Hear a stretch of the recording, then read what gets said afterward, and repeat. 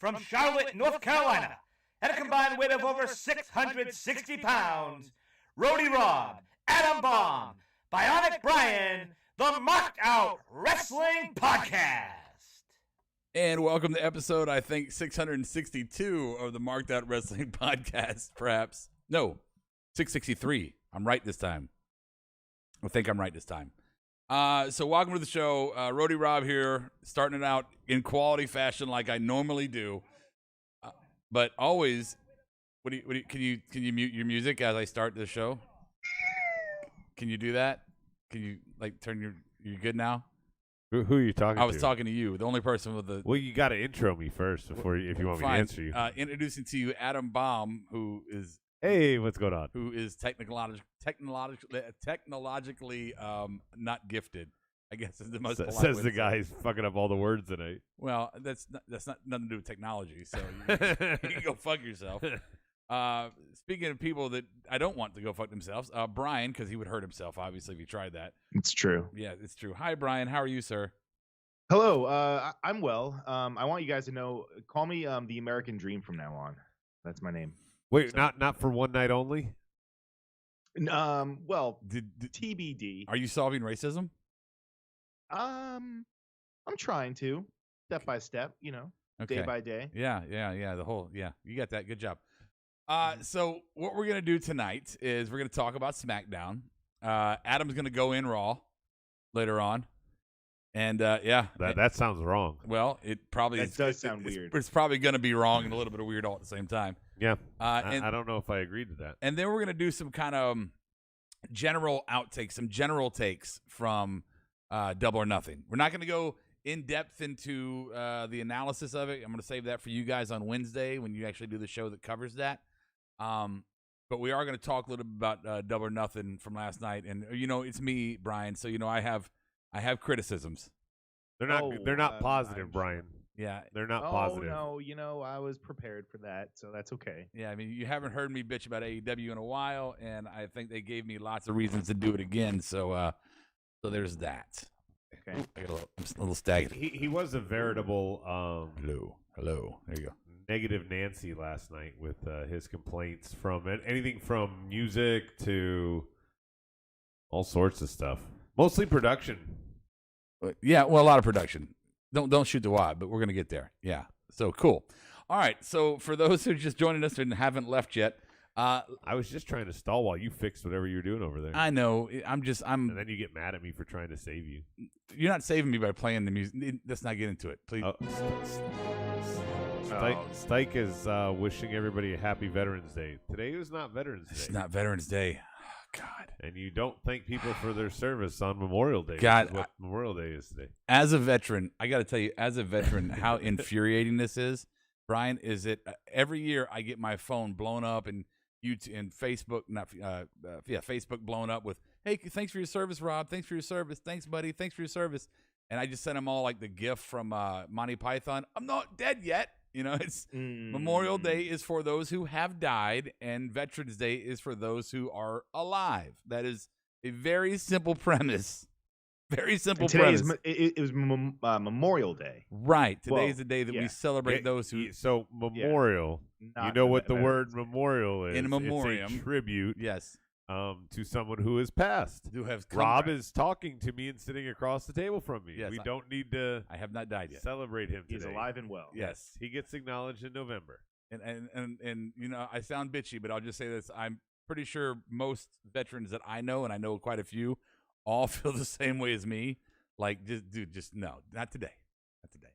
I just want to barbecue today. Let's not on Rex Manning Day. No, let's just do that. Okay.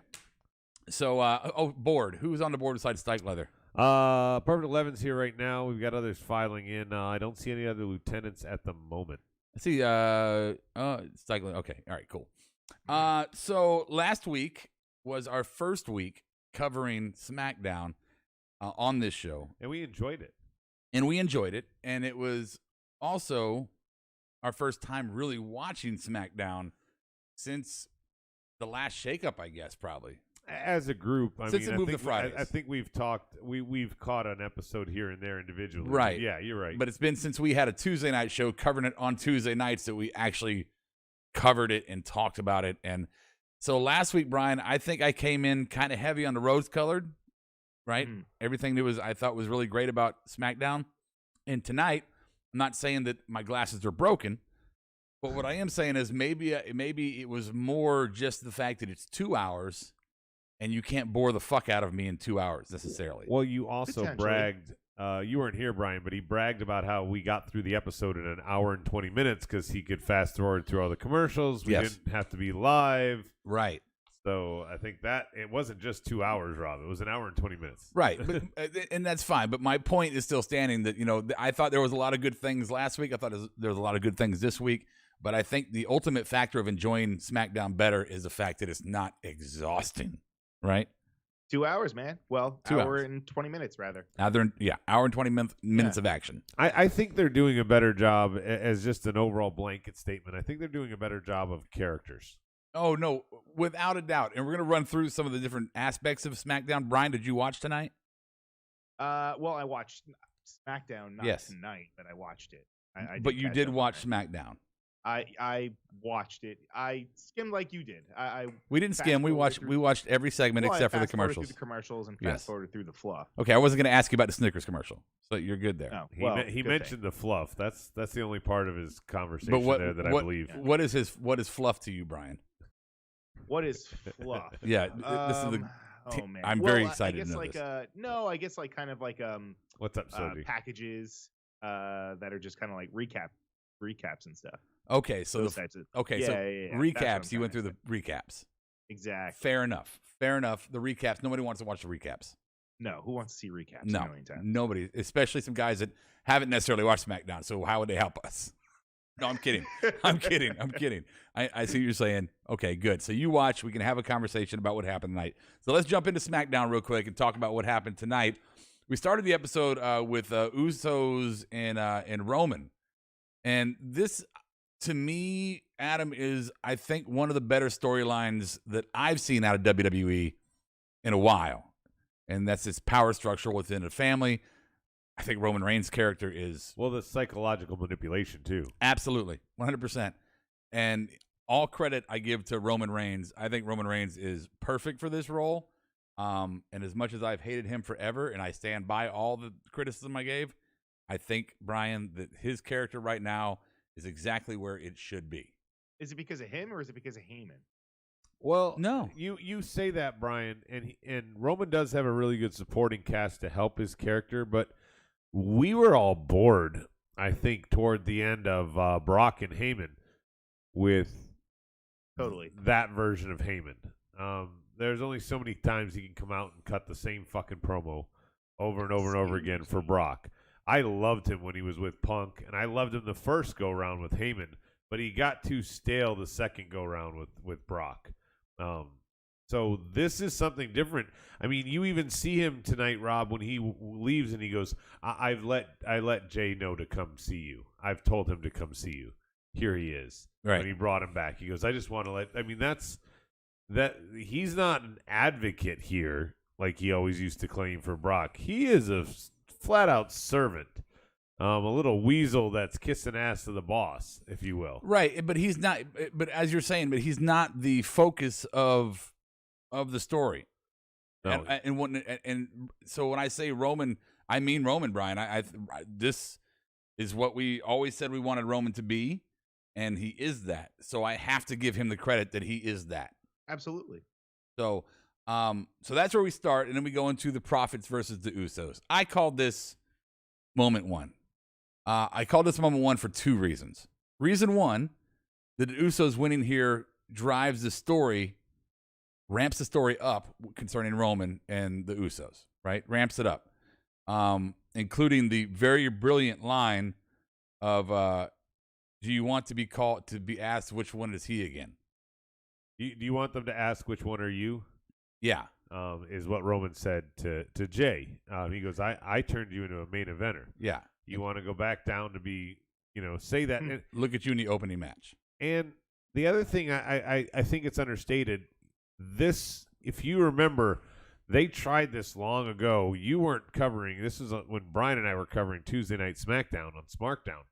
But they tried the whole bloodline thing, and it just it wasn't enticing.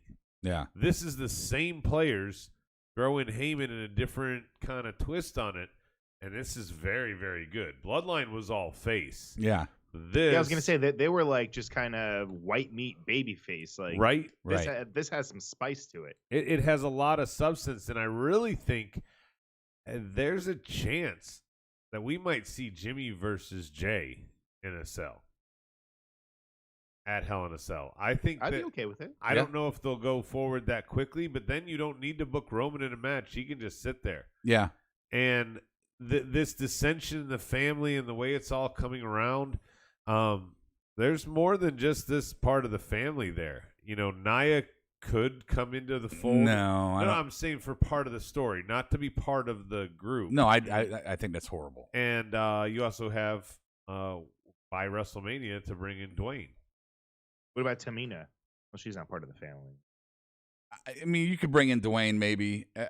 I think that's ultimately where it's leading. You think so? Oh, yes. I'm the tribal chief motherfucker? I think he's going to beat, like the rumors are saying, because he's going to return in the middle of July. I think that Roman's going to beat Cena at SummerSlam. I think he's going to do whatever he has to kick all the ass after that. But it's going to eventually lead to him versus Dwayne at Mania. Maybe. What if it turns out that he's all elite? Who's all elite? Oh God, Dwayne. Well, Dwayne was never retired by Randy, so it doesn't fit, right? Because only the legends that get crushed by Randy end up It's being true. on AEW. That's true. Okay, so good. So we all agree though, And that's what they're like saying on the board, that rumor about Roman and Cena. And Perfect 11 says, I'm really hoping this leads to Jay versus Jimmy in a cell. Yeah. I think this makes sense. And I really think it needs to happen for both of them. What Roman said is right. It's not just for Jimmy. It's also or not just for Jay. It's also for Jimmy. Instead of going, which one are you? I mean, I had a really hard time telling them apart when they first came in and didn't have any tats. There was no discernible difference in their haircuts and their beards and anything. Like, they were 100% the same. Right. You know, then one got a little thicker, you know, and you could start to tell the difference. But in the beginning, it was hard. So I like this. I like this angle, and I like the psychological manipulation of the whole thing. Yeah. So we both agree we all agree that the storyline is a good storyline going forward. A lot of angles that could happen, a lot of potential really big things that could happen with it. Cool. We all agree there. Awesome. The second reason why I knew they were going to lose this match, to draw some attention onto the Street Profits for a minute, is because now The Profits were going to lose. Yes. The Usos won. Right. Okay. How I knew the Profits were going to lose was, number one, it carries the Usos storyline forward better than it would have if they would have lost. Yeah. Number two, and I'll admit I haven't been watching SmackDown as much, through the Friday series, so I might be a little wrong here. But prior to them going to Friday Night SmackDown, and from what I've seen so far on SmackDown with them, they don't win big matches. The Profits, if they win big matches, they never win them clean. It's always with an assist, a distraction, or they got put into a position You're like thinking of when KO helped them win. Well, KO helped them win the titles on Raw, but even in NXT, think about it. NXT, they lost to everyone. They lost to the Raiders. They lost to the AOP. Then they had to win for vacated titles. They had to win vacated titles in a four-team ladder match, right? Or it was a three-team ladder match. Wasn't it 14? Whatever. Yeah, I was there. I forgot. forgot. Yeah, it was the good old boys. I thought it was Undisputed. No, it's 4. Undisputed, Only Lorcan and Danny Burch, and it was also Forgotten Sons. I forgot them. So yeah, so there was 4. But anyway, my point is that they never really win big matches clean, and them beating the Usos would be a big moment for them. I mean, let's be real. I just didn't see that. I don't see them giving him that. They're like, go do promos. You get a commercial. You can do this. You can be funny and do your promos, and we'll give you a title off of some kind of suspect ways. But we're never really going to let you get over on a big match clean. Make it be a struggle. I mean, am I wrong, Brian, or Board? Somebody out there, if you want to tell me I'm wrong. I don't think you're necessarily wrong, but right now, I think you might have mentioned it. They're not really like the main point of this whole story. No, right? I mean, Right. it's between Jimmy and Jay. That's really the Well, whole thing. So that the Profits can afford to take a loss in this match. Brian, it's not just about that. It's more than that. It's not just the family. Who's the tag champs? Their faces. Mysterios. Right, who are also family. Right. So there's a lot of dichotomy having here. You got father and son, you got brothers and a cousin.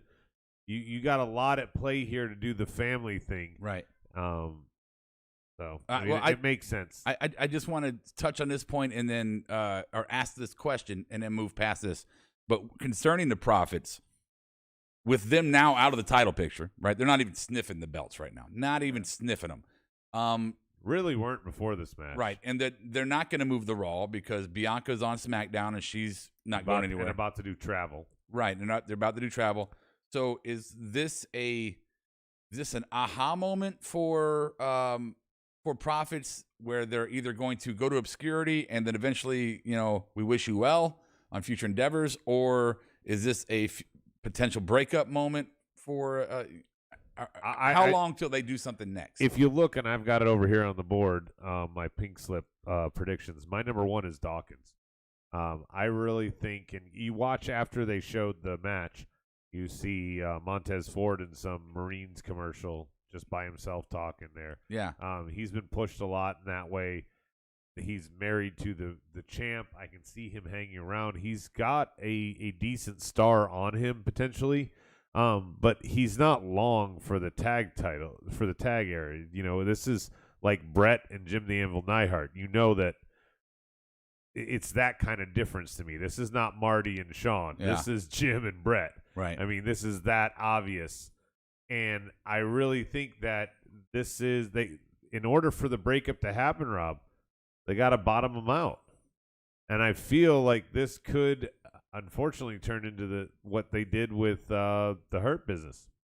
Well, not just them, but you can there's many Shelton and Cedric. There's many different examples of that where they bottomed somebody out, then they broke them up. The problem was the one that potentially could have been the star out of all the situations never rose to anything greater than bottomed out after that happened. I mean, I can't think of anybody.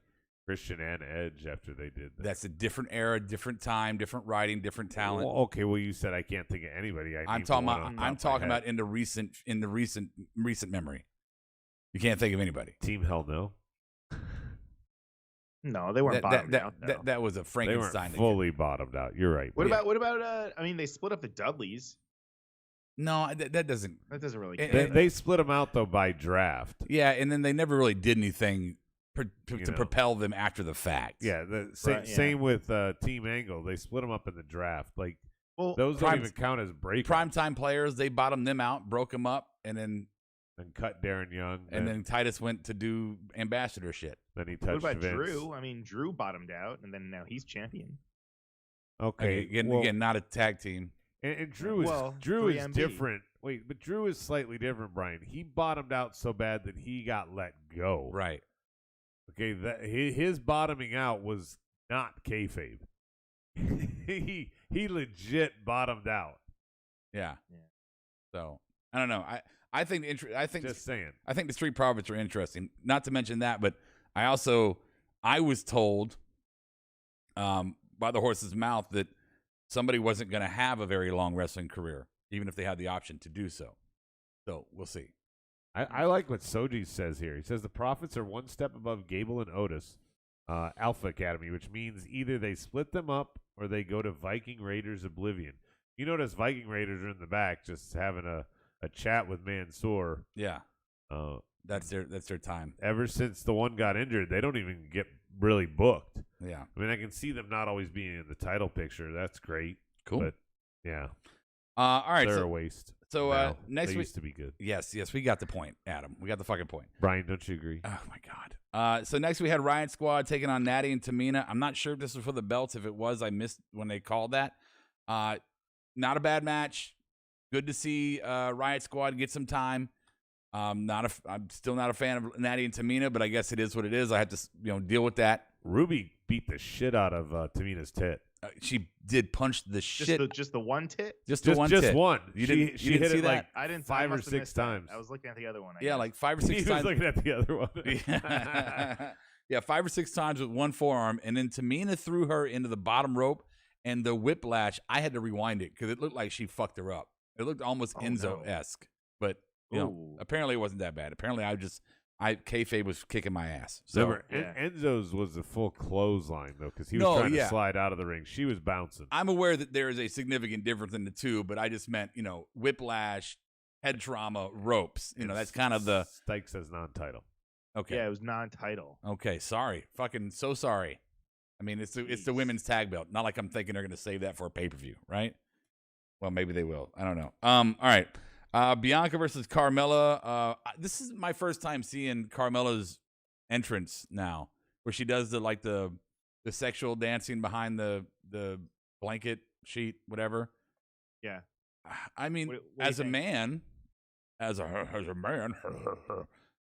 great, right? You got to put the bass in your voice when you're talking like as the man. Hey, I like that shit a lot. Hey, baby, why don't you come over and sit up? As a wrestling fan that eats my biscuits and my bagels, Yeah, I really would prefer the women to be a little bit more serious, but they seem to be going a little bit more diva lately.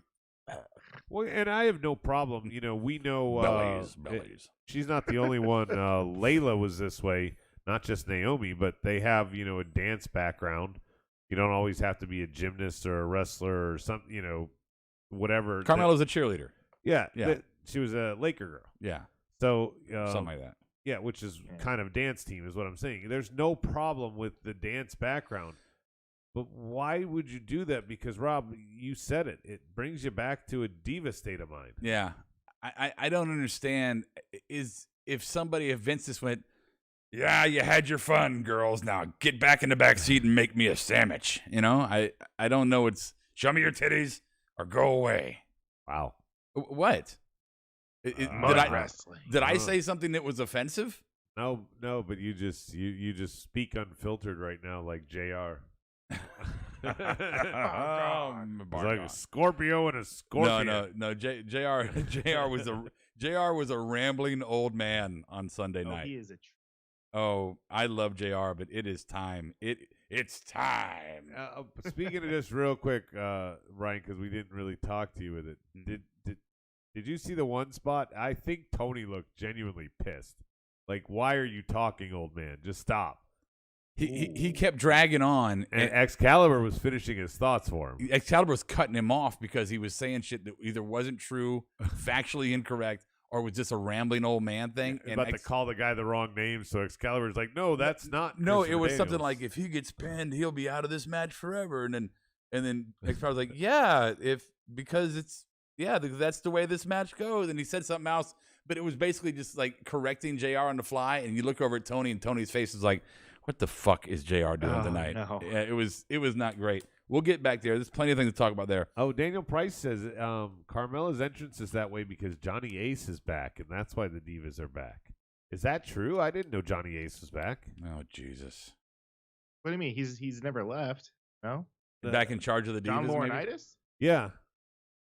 He's never left. Hey, priming. But is he in charge of the women's division or something right now? He's priming the division to get ready for the Bellas. That's what he's doing. Hey, boss, let's make it more diva so I can bring the girls back in. Well, that's his daughter-in-law. Yeah, the Bellas are his daughter-in-law. Obviously, that's why he would grease the wheels for them because they're family, right? How would it just be one of them, you jackass?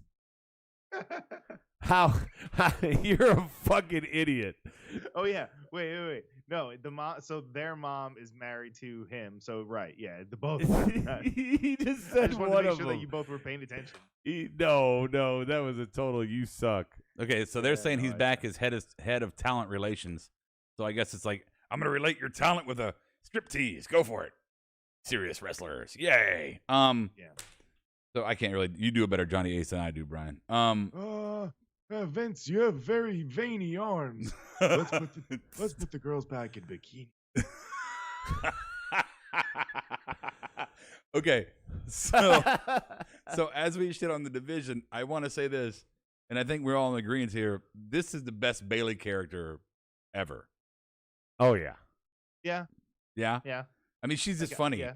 She is fucking funny, and it's a funny, like, I can relate to it. I love you. That funny. It gives me the same kind of laughs like when, and I know KO's been a face for a while, but when KO was full heel and he would just talk down to the audience and kind of shit on them, but also shit on the contender, the challenger, whoever they're facing. Yeah. Like in such a smug way. And Bailey does it so well right now. Bailey really is. I mean, Bailey and Roman. Check the fucking tape. As faces, there's so much tape of Marked Out Wrestling podcast shitting all over them. Yes. As heels, all praise. Good job. All praise. Seth Rollins comes out for a promo. He informs the WWE Universe that it's not Cesaro's fault. It's Brian's fault. It's Brian's fault. It's the universe's fault for making Cesaro feel like he could disrespect Rollins.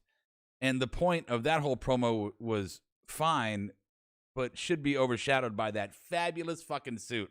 I wanted that suit. I would rock the fuck out of that suit. I think he's just going on Etsy right now, just finding the wildest shit he can. I love it. Where is he getting them from? Who cares? I love it. It's so awesome. Where does he get these wonderful suits? He was like a palm tree in New Orleans. That's what he looked like. It was such a great looking suit. A palm tree in New Orleans. Yeah, he's got the purple and the green. You had leaves and shit. The purple and the yellow and the green. Yeah, palm tree, New Orleans. No, wearing a purple shirt like he was Prince. It might be from Shinesty. You ever hear of that? Shinesty? Shadynasty? Shady Nasties. So anyway, that was fun. Rob doesn't know what he's laughing at. He never got to that season. No, not. So KO versus Apollo. Apparently, Commander, what's his name? Aziz. I don't know. He like rips the throat out of We get KO. my sound effects fixed. You have to be able to get your sound card to work the right way. If it's not, that's your fault because in all the time you've been doing this, you still haven't learned how to do it. I'm not holding your hand anymore. If you want your sound effects to work, you say, hey, Rob, before the show starts, let's test my sound effects. I'm not going to change your sound card in the middle of the show. Yep. Doesn't even know what he's doing. Doesn't even know what he's doing. All right. So KO and Apollo have a match, and Commander Aziz See, that's not stop. If it's not going to work correctly, then stop. Is that not working correctly? No, if it's coming out of the computer that's in front of you, Adam, it's not working correctly. Oh, that's what. Why are you throwing me off from the show, man? Oh wait, go back to Aziz. Fuck you. So Commander Aziz rips fucking KO's throat out. Kind of, not really. I guess They called that the Nigerian nail, Rob. Okay, sure. No, they made a point to say it like 7 times. No, I understand that, and I'm not surprised by that. I'm still going to say, okay, sure. That's fine. So KO gets a title match with Apollo next week. I personally like the idea of a KO Apollo feud for the IC title. The neck rip thing I thought was fairly dumb. You know, I thought there's other ways. You have a big African teardrop fucking spear. You could use that in some kind of way. You know, it's not just I'm touching my neck. And final thought for me on this, besides the fact that I'm looking forward to this, both great talent in the ring, and I think Apollo has found his character, found his stride. Thank you so much, whoever in the backstage. I don't know if it was Riker or if it was Montez Ford or somebody else that's a former Marine. Thank you for telling that dude to take off the Marine Corps stripes off the side of his fucking jacket. He's got stripes now, but they're not Marine Corps stripes, which makes me less fucking heated every time I see him. What are they?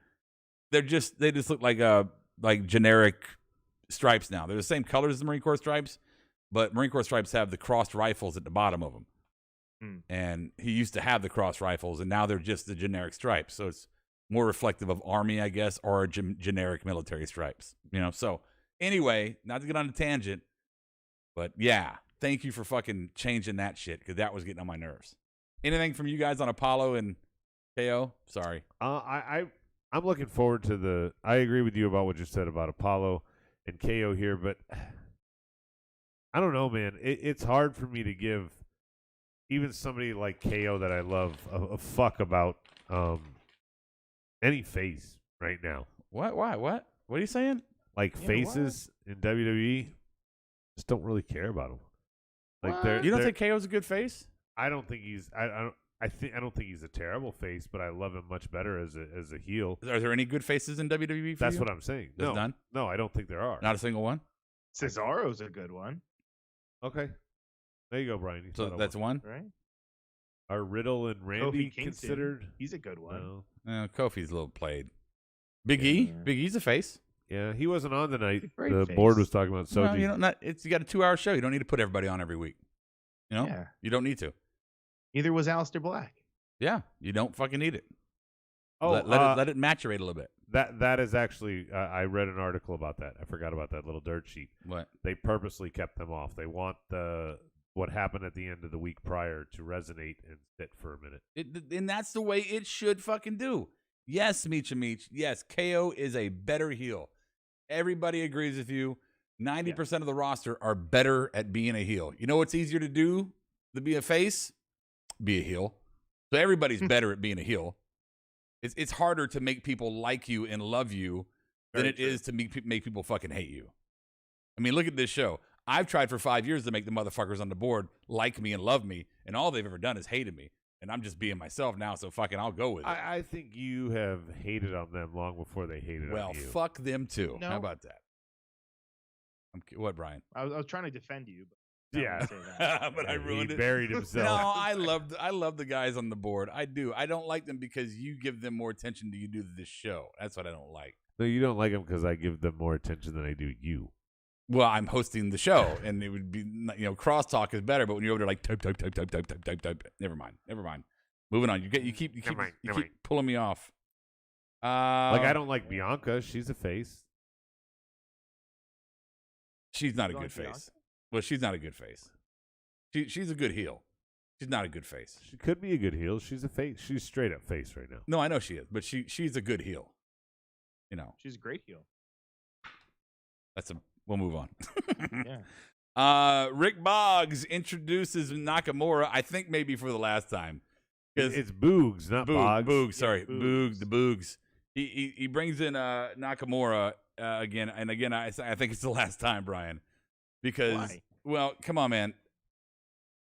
I've been in bands in my life. I've engineered for bands. I roadied for years of major bands. I've seen my share of good and bad guitar playing, and tonight was bad fucking guitar playing. It wasn't even funny sloppy. It was like, ooh, dude, that's complete wrong chord and note and fret, and I mean everything you were touching was wrong. It was.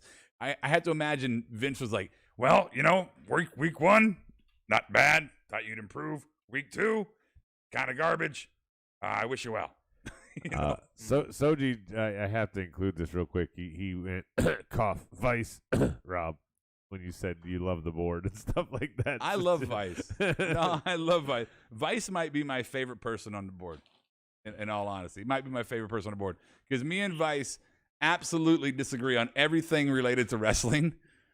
But outside of that, we are on par. So me and Vice are good to go. We're good to go. He's one of your political buddies. Yeah, well, I mean, more than that. I mean, but yes. yeah. He's like, fuck them all. Yeah, fuck them. All right. Where were we? Oh, Nakamura beats Gable. I haven't had the privilege yet to see the what are they? Alpha Academy. Alpha Academy yet.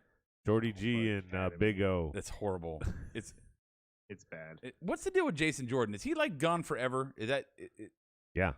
He had a neck injury that he never really recovered from. But the rumors have always kind of he was backstage. Right. He still is. He's producing right now. Well, I mean, what you say for right now is truly right now. They're cleaning house back there.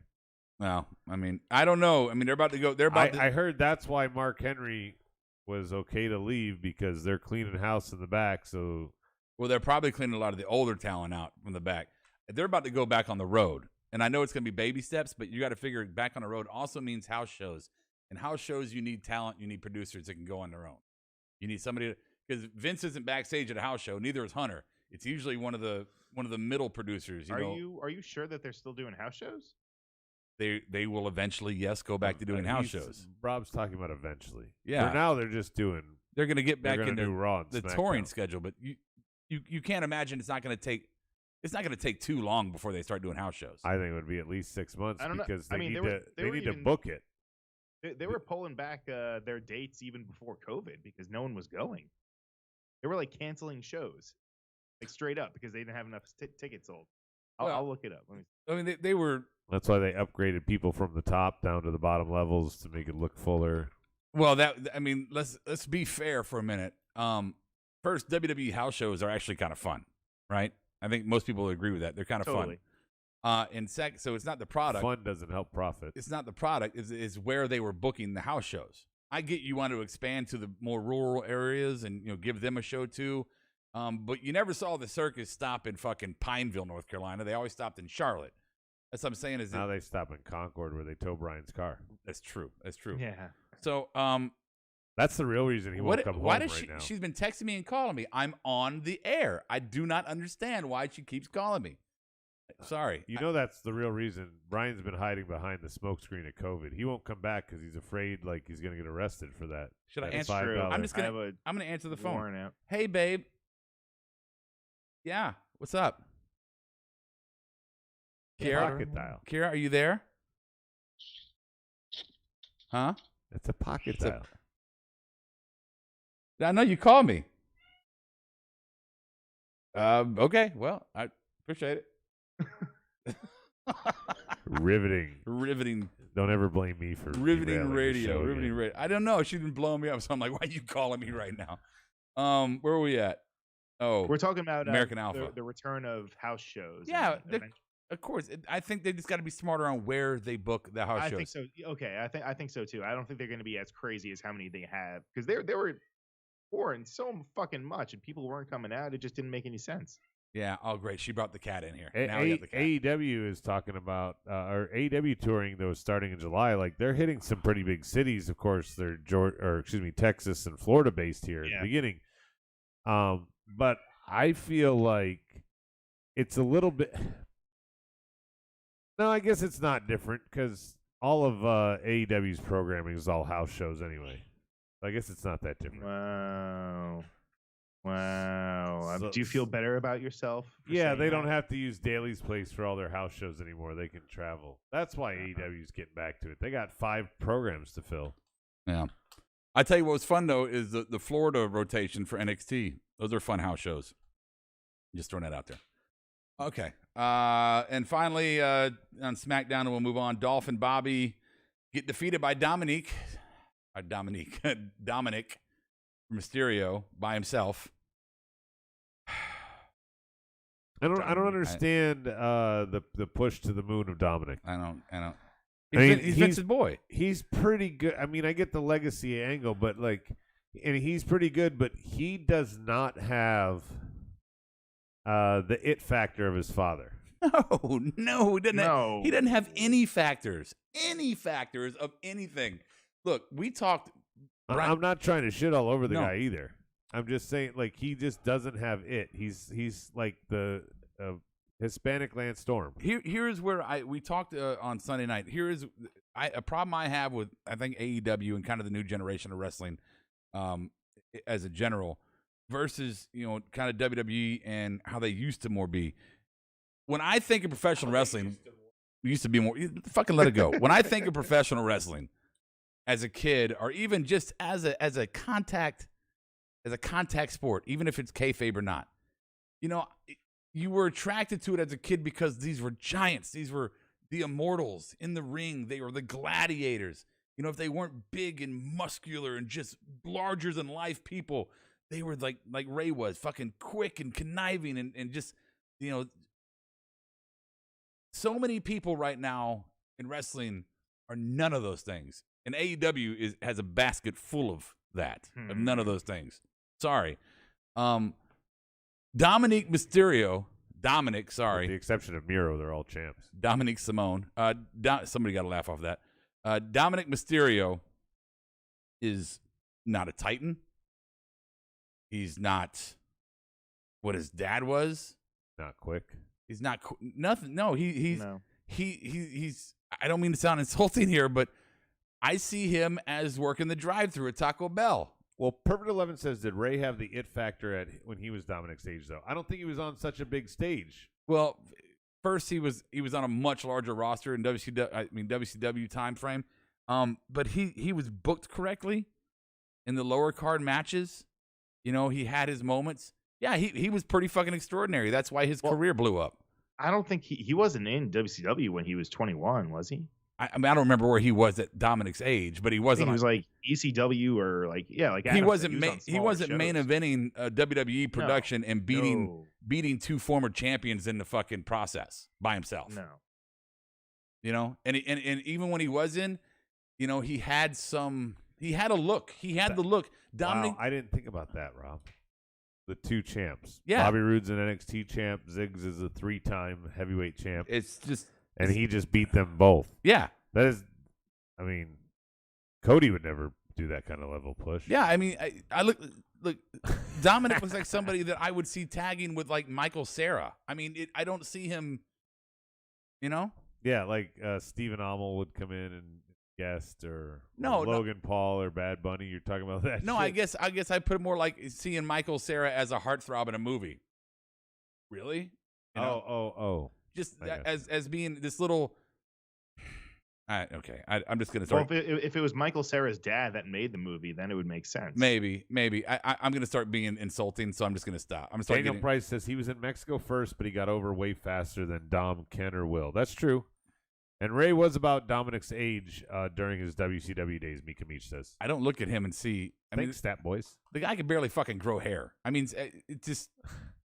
That's not an indictment of anything. No, I mean, it's an indictment that, you know, he looks like his balls haven't dropped and he's beating two former champions. it's like Joe Dirt, you know, my facial hair only grows in this way. You know, like, you can't. I was less upset about Nicholas winning the tag title than I am fucking Dominic. I had no problem with Dominic winning the tag titles. Don't go that far. I have him 2-on-1 beating two former I have a champs. problem I with- have much bigger issue with. Yes, and I have a problem with him getting the pushes that he's getting.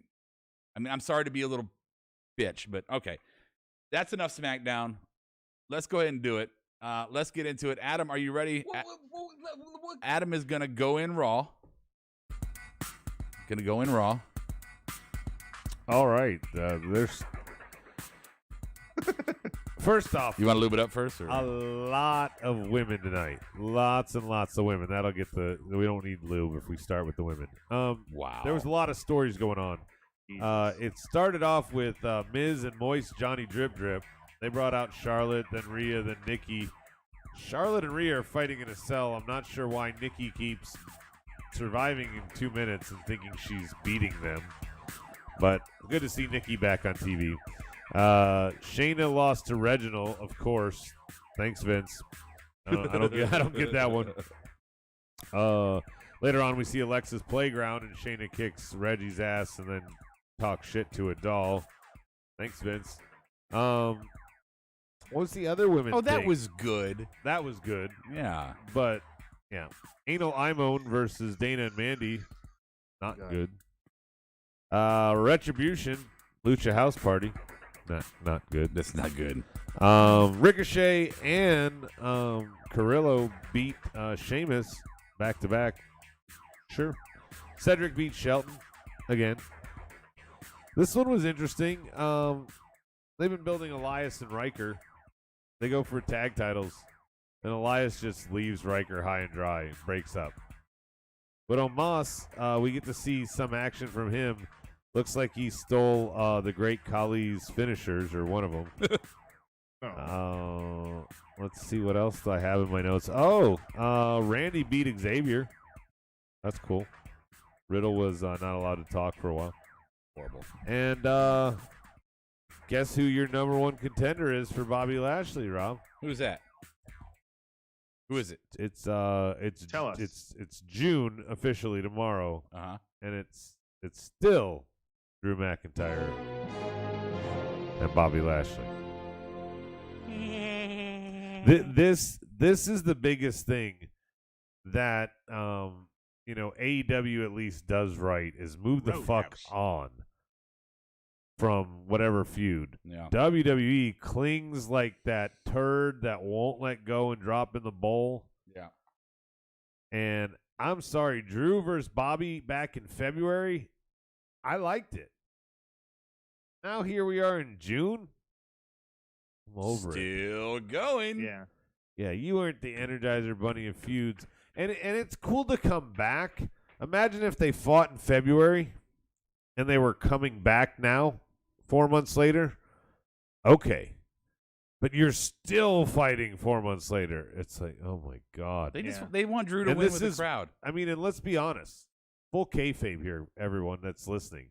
This is why we're covering SmackDown now, pretty much. Oh yeah.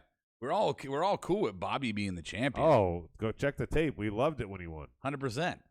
But Drew is they want him to win the title in front of a crowd. That's what they're doing. They're just dragging it out so he can win it in front of a crowd. And you know what's going to happen? Not a pop. Not a pop. Yeah, you'll get a normal like, oh, the good guy beat the bad guy pop, but you are not going to get anything exciting. That's not true. Really, for Drew McIntyre winning the title? Totally. You the think crowd so? is just fucking just waiting to cheer. I feel like you could put the belt on fucking Otis, and I feel like they'll flip their shit. Let's understand something, Brian. That number one, Drew McIntyre's never held the belt on the main roster in front of a crowd, right? Mm-hmm. And number two, the last time we saw him hold a title was in NXT, and the crowds could give a fuck. The crowds could give a fuck about it. That's why he was one of the shortest title reigns on NXT. The crowds could give a fuck, and they wanted to push him, so they threw him to the main roster so they wouldn't bury him too hard in NXT. Dude. Sorry. Soji on the board, I think this is the most wrong statement ever. That I still think they are waiting until full crowds for Raw and SmackDown to move to better bookings. That's just not true. Because SmackDown is doing fine. Yeah. We watched it 2 weeks. Teams very well booked. They each have they have very clear divisions. They have very clear stories and undercards and grudge matches and championship contenders. Yeah, let's just Bringo. There you go. All right, so let's spend the last remaining minutes of our show talking about just some brief touch-ups on touch-ups. You know what I mean? I'm just not. The words aren't flowing like they should today. Let's just talk about Double or Nothing for a minute, okay? For a few minutes. Yeah, I'm sorry. It took me a while to get there. I'm sure Adam's gonna pull a bunch out of his hat real quick. And like I said, I've got not many good things to say, if any, about the pay-per-view, Brian, and I know that upsets you. And I love you still, and I miss you. I still love you. Yeah, I still miss. There are two things that I want to point out about Double or Nothing. One of them in particular is going exactly the opposite of your co-host on the All Elite Hour here on the Marked Out Wrestling Podcast. Going 100% opposite of whatever that garbage was he posted. So let's start with that. He posted, I'm paraphrasing, something to the extent of, oh, Sting, all the haters talking about Sting, and he came out and he looked, he looked so great. Still got it. He still got it. He looked so great. I'm so excited. Da-da. I mean, just slobbing on the Stinger's tail, right? Just going right at it. As a lifelong Sting fan, and I mean, I was as diehard a Sting fan for all of his career as there possibly could be. Fuck anyone who wants to challenge that. I fucking love Sting. Watching him when that shirt came off and in that match made me beg out loud that he retires. Wow. I had to watch old man arm Sting. When he put his arms up, you could see the old man flab underneath the arm. Right? I don't want to see that Sting. I don't want to see that Sting. And to say that, oh, he did so great. Yeah, he got in there for a move or two and did some very simple, bumps. He took a couple bumps. He did a submission. I'm not trying to shit on Sting. I love Sting. But if people are going to say that was so amazing, I just have to say how absolutely fucking wrong you are there. Brian? I think I think all it is just really the nostalgia of it. And again, I know that's not going to last forever, right? How many times can we just see him go out there and we're not going to just keep cheering for him and stuff, even if it's shit?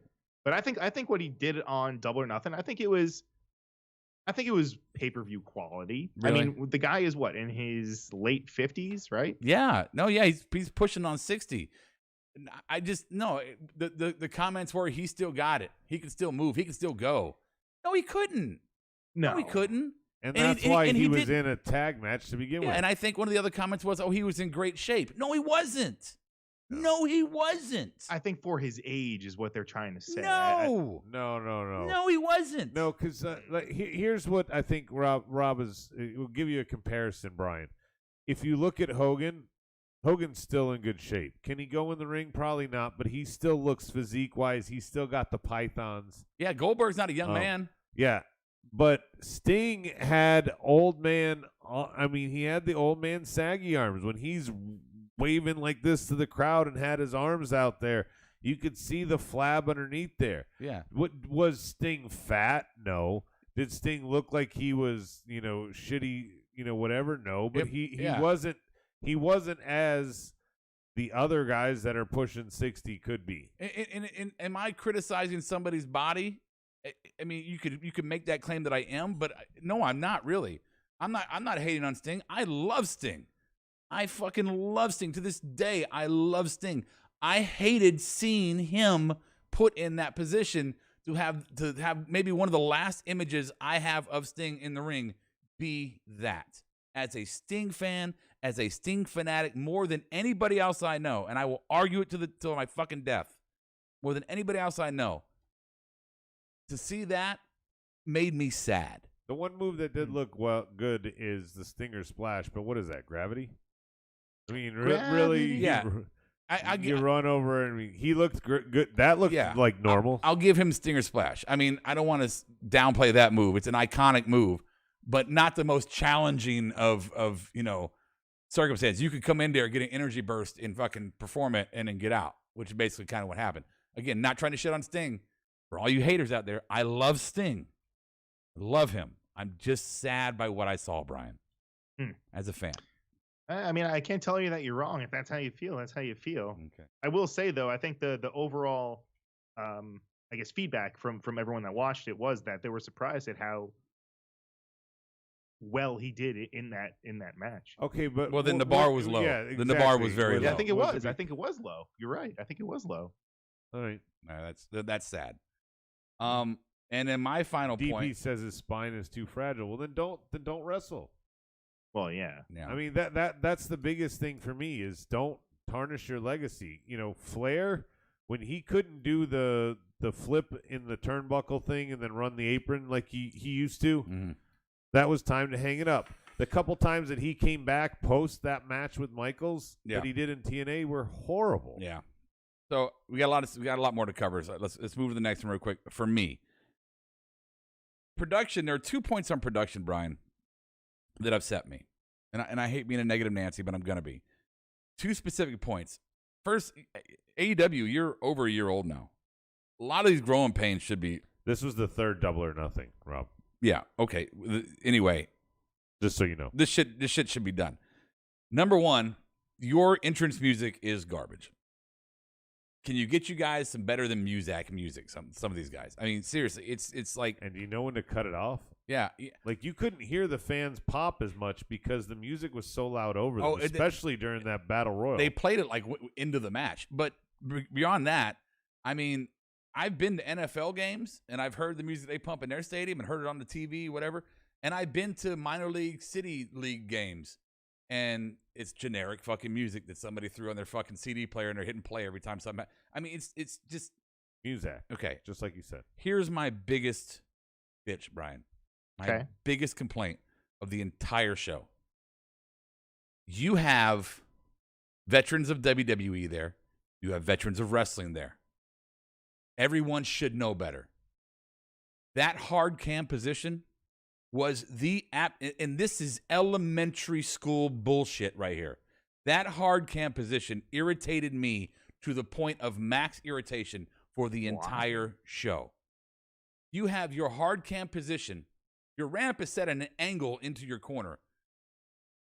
That is ridiculous to me right away. Your Titantron is to the right, out of view of your hard cam. You can only see it from the mobile cameras, right? Only from the cameraman. So your Titantron's out of view.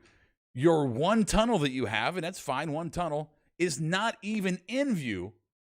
Only thing that there was no frame. There was no shot with it in the center. You're right. The only thing you had on the hard cam was a corner of the ramp and a crowd that looked bored most of the night.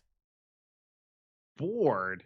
Yes, Brian. They're Back, and there were moments where they got excited, but for the most part, it was just people sitting in their seat.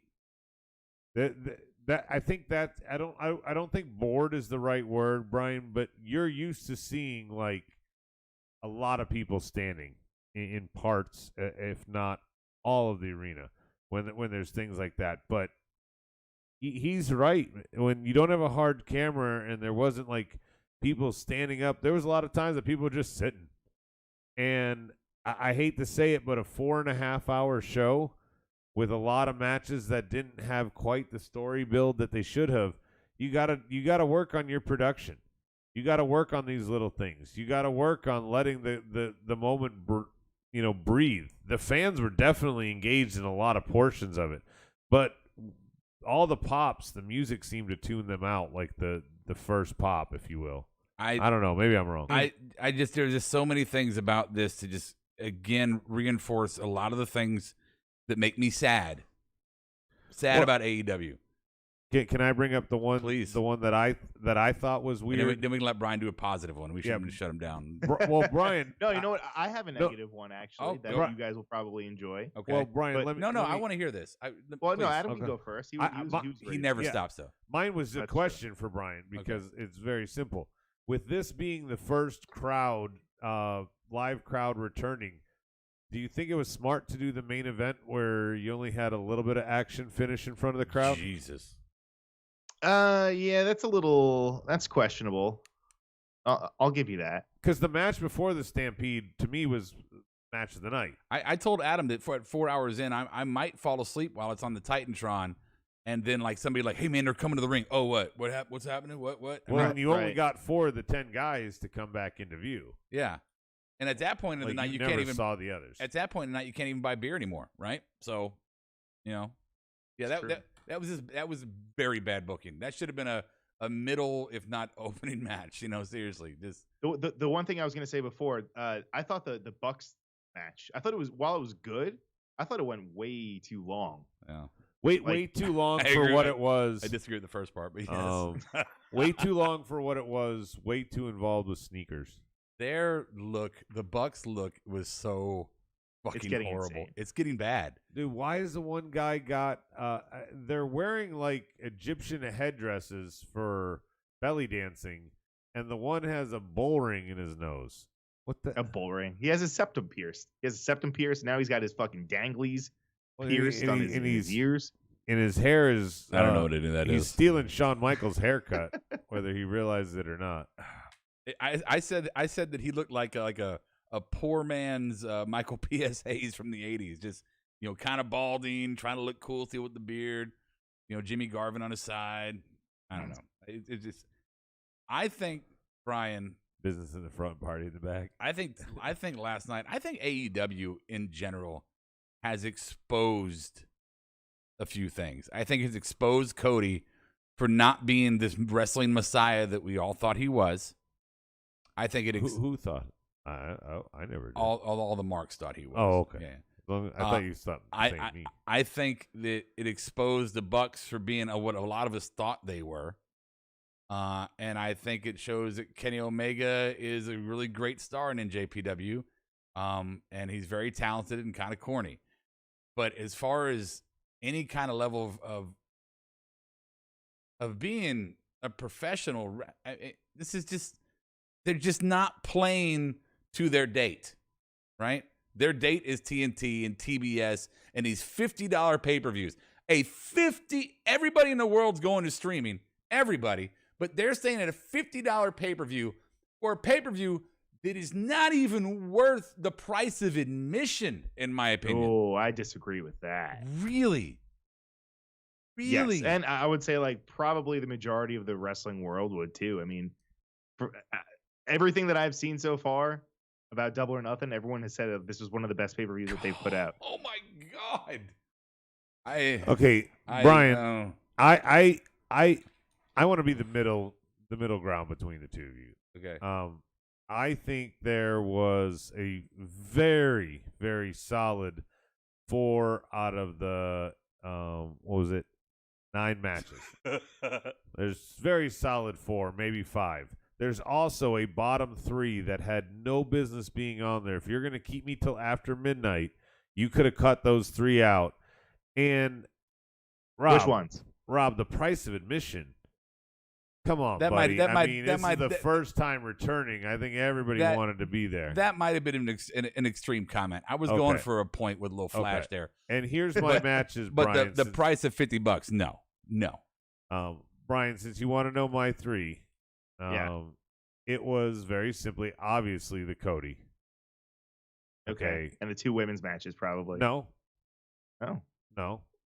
No. I thought the Casino Royale. I mean, you have you called Jungle Boy and you called Jungle Boy over Christian in the end. Why? Not only because I'm going to give you the props you deserve and say that you're smart here, Brian, but the rest of them are a bunch of tag teams. Jungle Boy's the only one who might, out of the tag teams, get the push. So that's what that is. And then, it had too many heroin spots. I just couldn't buy in. Hey. Oh my goodness. No, don't like that. And then the Bucks. I don't think you needed that match. And I'm further shitting on it because Kenny Omega had a great fucking match with Pac and Orange Cassidy. He had a fucking great match, Brian. No question. You'd agree with that, right? Yeah. Why the fuck are the Bucks out there at the end?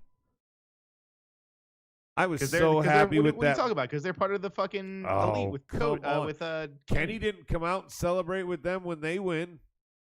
Why do they have to ride his dick and come out every time he has a big moment? Well, that's just them getting you as a heel. That's what they're doing on that. They're getting you. They got you.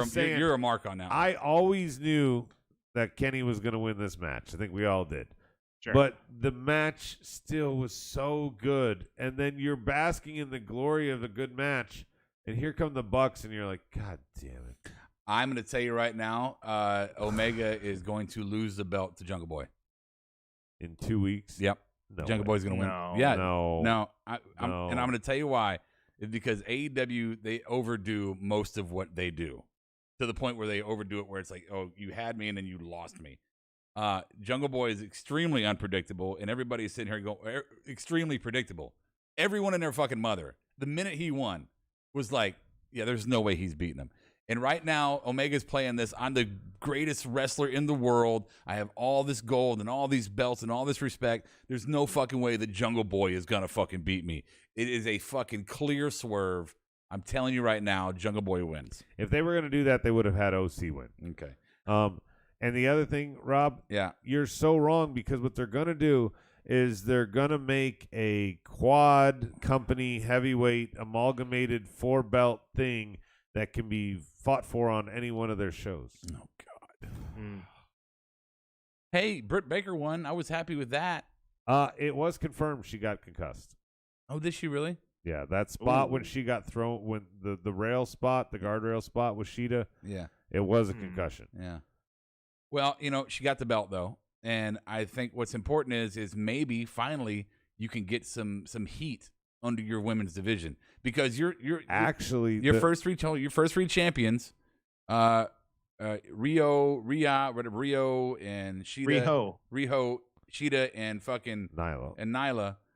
You had 2 Japanese wrestlers that no one's ever heard of, besides people who like in JPW, and then you had Nyla, who no one really has ever heard of except outside of transvestite thing, and that's fine. I got no hate on that, but I'm saying there was nothing there to spark or move your division with those 3 as champion. They did nothing to move that division. Nothing. Now you have an opportunity with Britt Baker as champion. You can bring some people up to battle like Big Swole, Red Velvet. You could bring in fucking Peyton Royce. But Britt has already become. Ward said it earlier, but Britt is supposed to be a heel. But everybody popped for her winning last night. Everybody cheered like they were talking. It might have been an Austin Brett, flip kind of situation where she just as she won, she went from heel to face. Well, she has to remember what kept her, what won the fans over, and that was her attitude. She can be a face and have the attitude still. Yeah. The one thing Yeah, I didn't like, Brian, I don't know if you noticed, I wish Tony would have hugged her backstage. Why? That broke kayfabe. She's built her character on disrespecting and kind of shitting on Tony. Backstage that he's mentoring her and been working with her and doing that. Yeah. And that's a proud moment if you want to show it on one of your other, like, as a little clip, like, here's what happened backstage. Just like WWE does when they show Hunter, hugging someone after they win at NXT. I don't know. I see what you're saying, and I don't disagree with your logic there, but as a TV show and a production, you need to have some feel-good moments. For me, that was a feel-good moment. But that, to me, makes her face now. Well, I mean, maybe that's where they're going. Yeah. Maybe you're right, Brian. You definitely can make that argument. Like I say, nothing you said was unreasonable. For me, watching the show, I enjoyed watching that moment with those two hugged because I've enjoyed their banter back and forth. Yeah. Soji says they're really good friends. Oh, no question. We all know this. Yeah.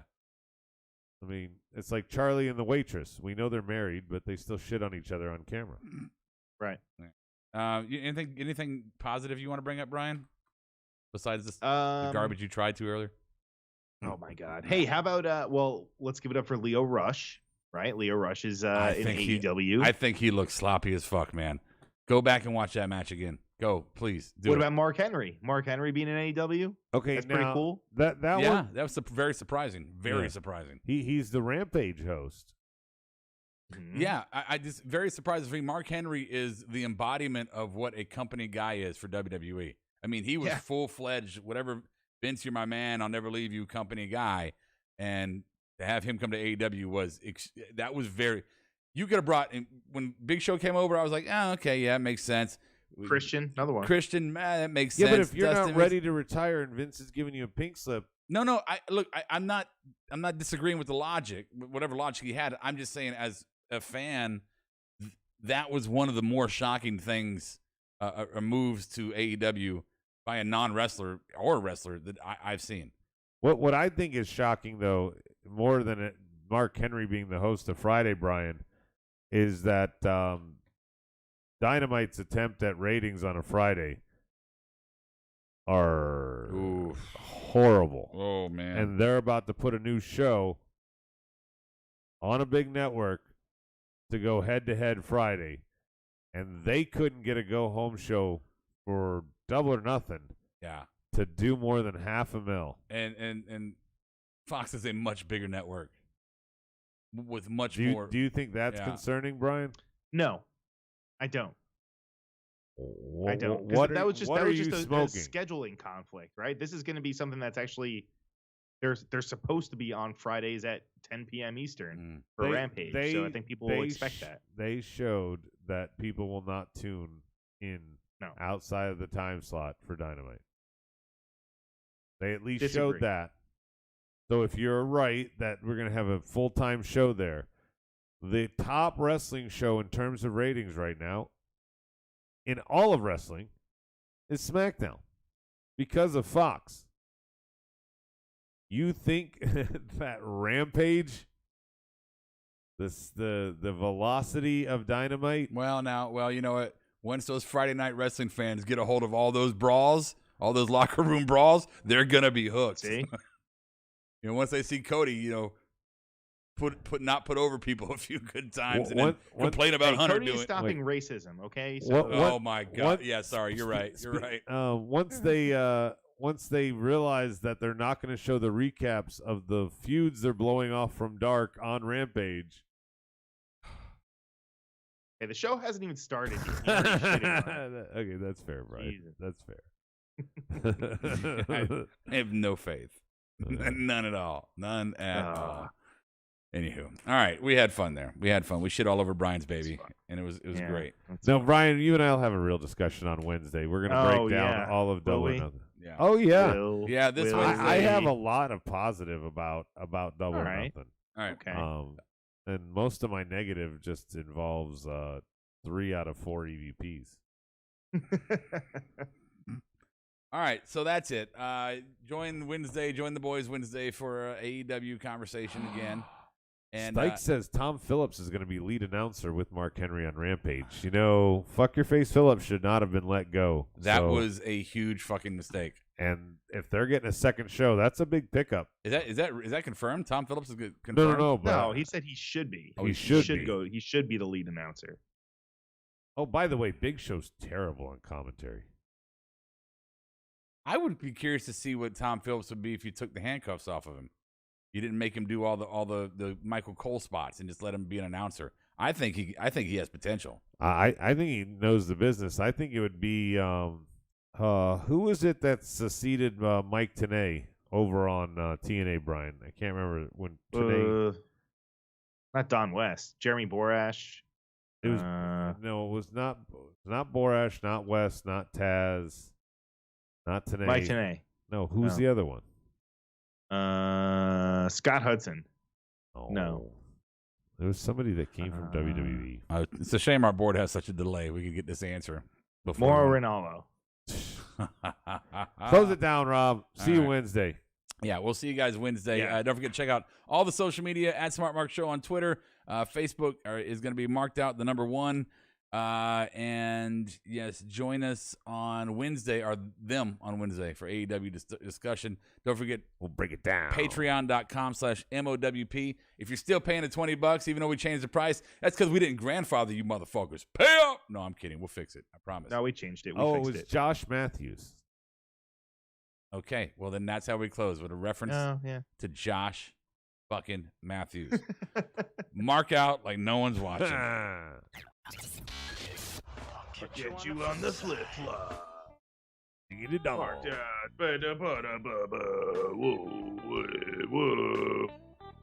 Marked Out Podcast is produced and edited by U-Record Studios and is recorded live from Charlotte, North Carolina. Subscribe, follow, and listen to us live following WWE programming on YouTube, Twitch, and Facebook Live. Download the podcast by following us at podbean.com or subscribe on iTunes and Apple Podcasts. While you're there, go ahead and give us an honest and fair review and rating. Finally, if you have enjoyed our product and would like to see us grow, please donate to us by visiting the donation link below our live video, or you can donate via Venmo and Cash App at the handle Ravepro. That's RAVEPRO. You're listening to the Electronic Media Collective Podcast Network. Yeah, it's a mouthful.